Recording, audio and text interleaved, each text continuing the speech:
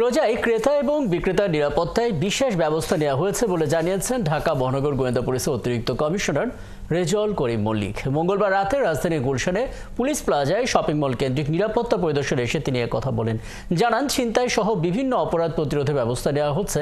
একই সঙ্গে জানিয়েছেন, নিরাপত্তা নিয়ে সন্তুষ্টি জানিয়েছেন ক্রেতা বিক্রেতারা। তবে কারণ বাজারে এবং চট্টগ্রামের পতেঙ্গায় পুলিশের ওপর হামলার ঘটনায় নিরাপত্তা নিয়ে শঙ্কা নেই বলে জানান তিনি।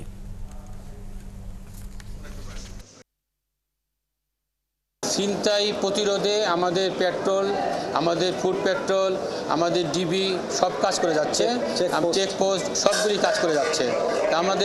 আমাদের সার্বিক ব্যবস্থা রয়েছে যাতে করে আমাদের যৌথ বাহিনীর উদ্যোগে আমাদের কোনো কিছুই আমরা ইনশাল্লাহ কোনো কিছুই করতে দিব না। আমরা জনগণের নিরাপত্তা রক্ষার জন্য যা যা করণীয় সব কিছুই করব।